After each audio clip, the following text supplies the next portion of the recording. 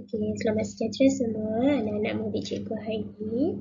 Okey, hari ini untuk mata pelajaran Pendidikan Jasmani dan Kesihatan untuk tingkatan 2, 2 Bangi, 2 Harmoni dan 2 Jasa.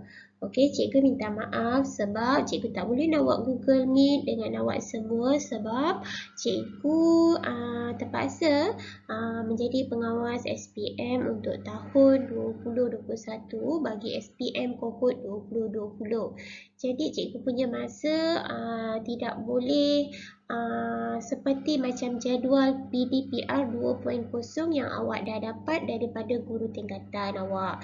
Tetapi walaupun cikgu tak boleh buat Google Meet dengan awak, cikgu akan sentiasa sediakan bahan, sama ada cikgu sediakan nota, cikgu sediakan video.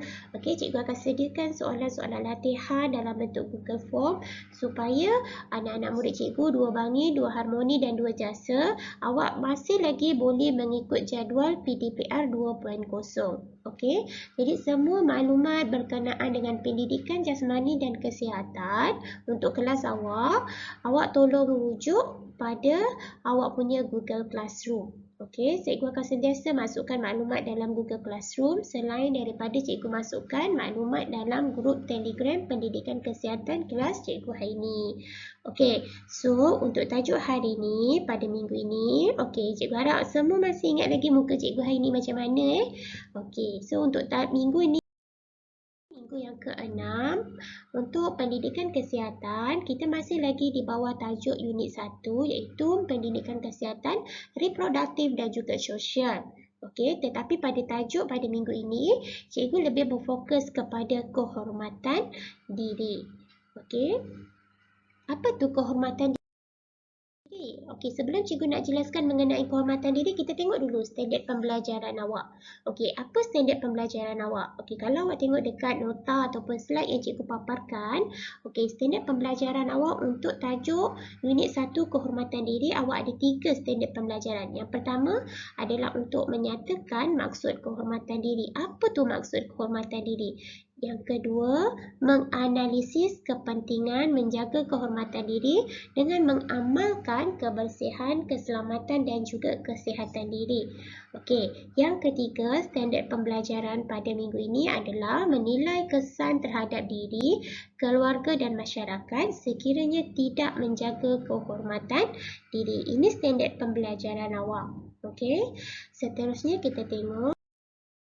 Okey, pelajar-pelajar kalau nak tengok dalam buku teks, awak boleh rujuk muka surat 146 sehingga 147. Dalam buku teks, nota awak ni dia dalam bentuk perbualan, okey, perbincangan. Okey, awak boleh tengok cikgu lelaki tersebut dia pecahkan kumpulan pelajar tu kepada 3 dan setiap 3 kumpulan pelajar ini dia minta sesama ahli kumpulan untuk membincangkan sesuatu yang berkaitan dengan kehormatan diri. Okey, itulah yang awak akan belajar pada minggu ini, alright? Okey, kita tengok maksud kehormatan diri. Apa itu kehormatan diri? Okey, kehormatan diri ini adalah berkaitan rapat dengan aspek penjagaan serta amalan kebersihan, keselamatan dan kesihatan diri. Okey, so dalam kepala awak mesti tahu kehormatan diri mesti ada 3K lah dan 1P iaitu penjagaan, kebersihan, keselamatan dan kesihatan diri. Kenapa kita kena jaga kehormatan diri ni? Supaya kehidupan seseorang individu itu akan jadi lebih selesa dan sempurna. Okey, kalau awak jaga kebersihan diri, awak jaga keselamatan, awak jaga kesihatan, kehidupan awak akan sentiasa terjaga, sentiasa sempurna, sentiasa selesa. Okey. Okey, seterusnya. Okay, kita tengok apakah aspek-aspek kehormatan diri. Untuk aspek kehormatan diri, dia terbahagi kepada 3. Okey, yang pertama ialah mengenai keselamatan diri. Yang kedua, kebersihan diri. Dan yang ketiga, berkaitan dengan kesihatan diri. Okey, kesihatan diri. Okay, kita tengok yang seterusnya. Cikgu akan pergi satu persatu untuk setiap aspek kehormatan diri ni. Okay, pertama kita tengok keselamatan diri. Okey, dalam aspek ini, Okey, pelajar, individu hendaklah memakai pakaian yang bersih dan sesuai.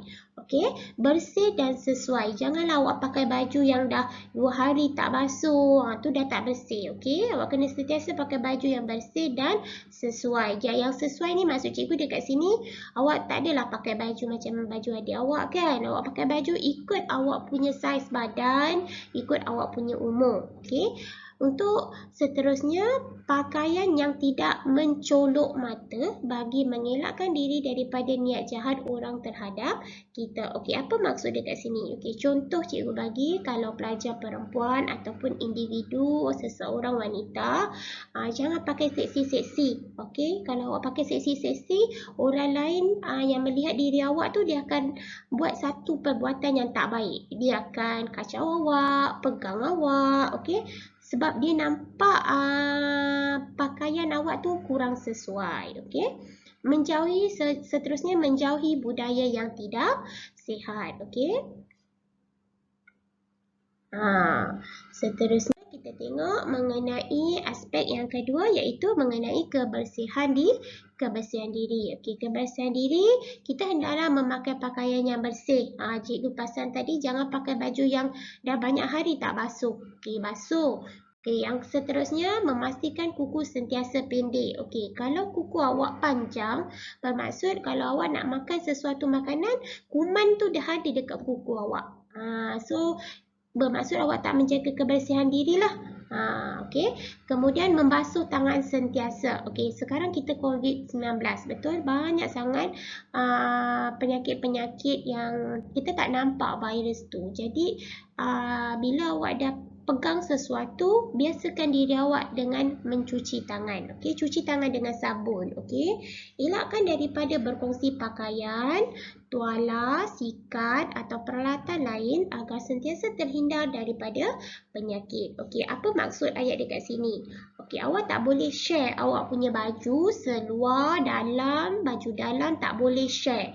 Okey, sebab kuman virus kita tak nampak.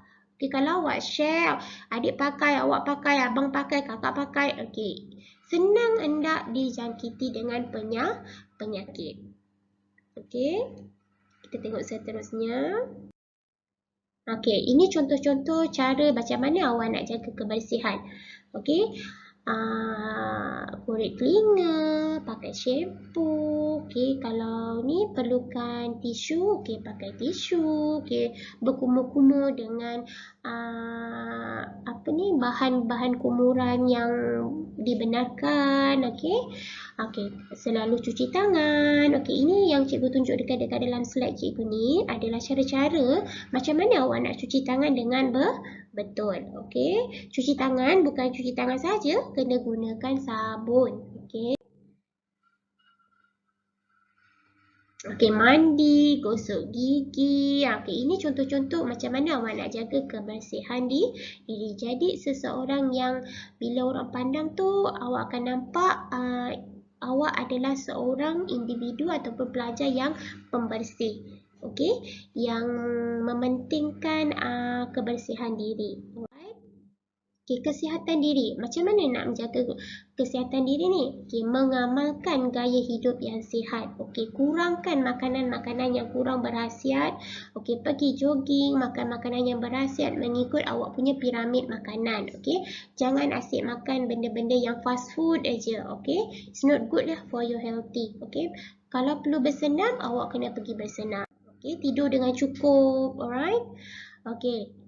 Tidak mengambil makanan yang manis, tidak merokok, tidak minum minuman yang mabuk, tidak mengambil kopi ataupun kafein yang keterlaluan. Kita boleh amalkan gaya hidup yang sihat dengan cara makan buah-buahan, tidur cukup, jangan asyik main game je.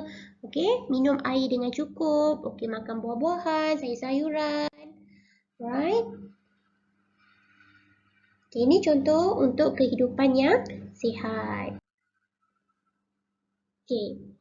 Kenapa pentingnya menjaga kehormatan diri ni? Yang pertama, kerana tidak mudah terpengaruh dengan amalan ataupun gejala-gejala yang negatif. Itu kepentingan menjaga kehormatan diri. Yang kedua, diri awak akan sentiasa dihormati dengan orang lain lah. Orang lain akan respect dekat awak, akan sanjung. Okey, dan yang ketiga, mampu mencapai kejayaan yang cemerlang dan berterusan. Sebab awak jaga diri awak, awak datang sekolah. Jadi apa ilmu yang cikgu ajar dekat sekolah, awak dapat ikut. So, awak tak ada masalah untuk ponteng-ponteng yang tertinggal yang menyebabkan awak tidak cemerlang dalam pelajaran. Sebab tu penting awak jaga kehormatan diri daripada aspek kesihatan dan kebersihan. Okey? Okey, seterusnya, apakah kesan, apakah kesan apabila awak tidak menjaga kehormatan diri? Kesan ni, dia akan pergi kepada 3. Okey, sama ada diri awak, keluarga awak dan masyarakat. Okey, contoh kesan pada diri, seseorang akan merasa masa depan dia gelap dan dia akan menjejaskan awak punya pelajar tersebut. Okey, akibat awak tidak menjaga kehormatan diri, pergaulan sosial yang keterlaluan sampai masalah-masalah yang tak patut berlaku telah berlaku. Okey, mereka juga akan merasa malu, okey, kerana maruah, imej diri dan nama baik telah tercemar. Okey, kesan kepada keluarga pula, keluarga akan mendapat malu. Ini biasa, kalau awak buat sesuatu perkara yang negatif, parents awak mesti akan rasa malu. Okey, sebab dia rasa macam maruah telah tercemar. Contoh, seorang individu yang perempuan yang telah mengandung. Okey, kalau dia dah mengandung, dia tak jaga kehormatan diri dia. Bila dia tak jaga kehormatan diri dia, jadi ibu bapa dia, keluarga dia, adik-beradik semua akan rasa malu. Alright? Apa pandangan, apa kesan daripada masyarakat? Okey, kesan pada masyarakat pula, seseorang itu akan merasa kurang selesa dan tidak akan bergaul.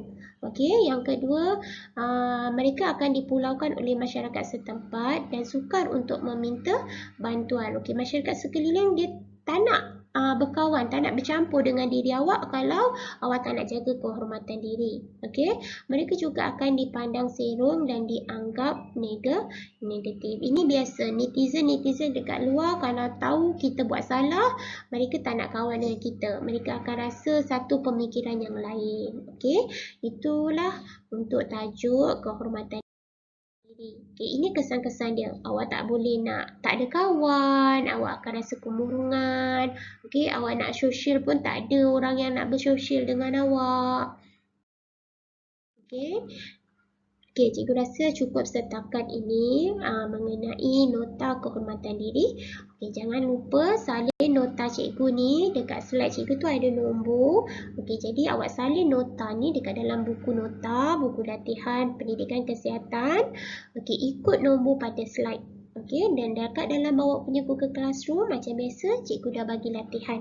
Okay, so tolong jawab, tolong tengok awak punya Google Classroom dan jawab semua soalan.